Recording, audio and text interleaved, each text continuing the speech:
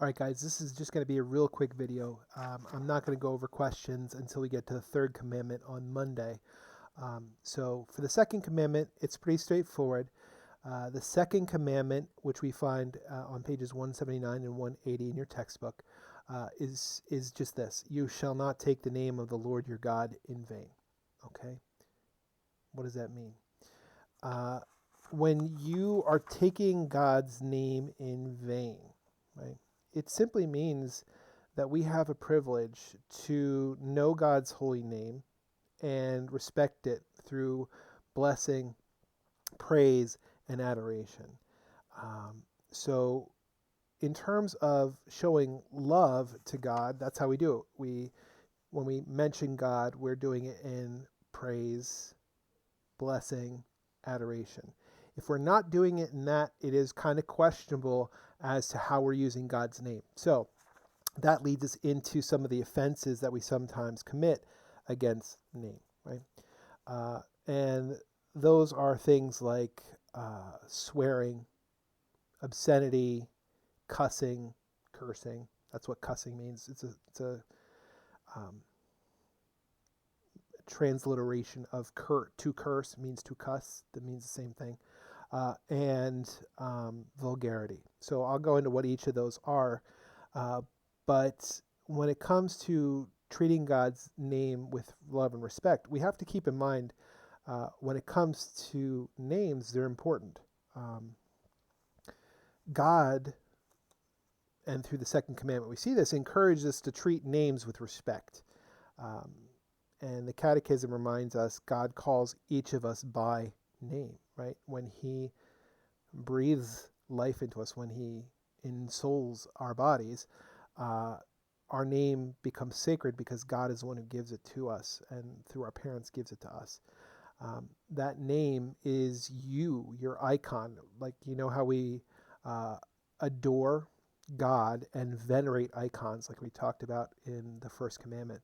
Well, we venerate names, right? Our own names, the names of saints, etc. It's a demand that we should kind of honor and respect the names. And why do we do that? Because it respects the dignity of that person. So, offenses against the second commandment.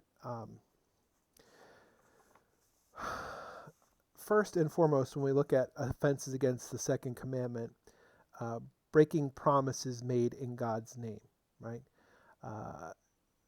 If we use God, I swear to God, right? You need to be doing it for something that you're going to keep, because you are calling God as a witness to your actions, that God, who is all good and all truth, is vouching for you to do it. So when you swear something and then break it, it's a big deal. It's a big offense. Blasphemy is desecrating, speaking words of hate, defiance, reproach, as your textbook describes them, against God, Jesus, the church, saints, holy things. Blasphemy is essentially a form of sacrilege, albeit a verbal form of it, towards a holy person, holy object, etc. Taking the Lord's name in vain. Again, those are those different things I talked about as far as swearing, obscenity, cussing or cursing, and vulgarity. Varying degrees of sinfulness. Swearing is the misuse of God's name in making a false promise, right? So when we talked about breaking promises made in God's name, swearing, that's always gravely sinful. It's a mortal sin. Now that we know that it's a mortal sin and choose to do it anyway. Obscenity is indecent, lewd, or offensive language, behavior, appearance, expressions. It is different from cursing or vulgarity.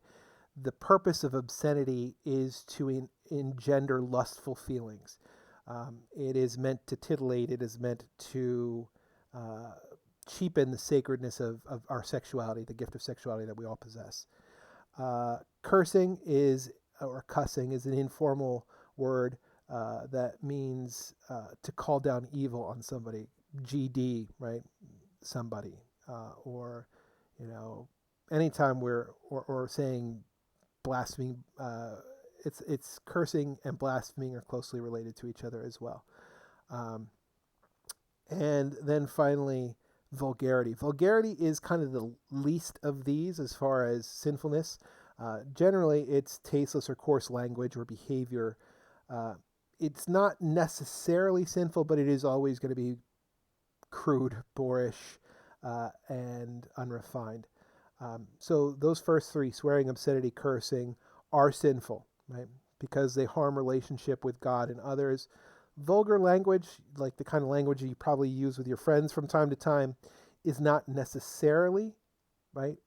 But intention can make it. So if you're using vulgar language to make someone uncomfortable, to annoy, to anger, etc., that's where it becomes sinful, and you shouldn't do it.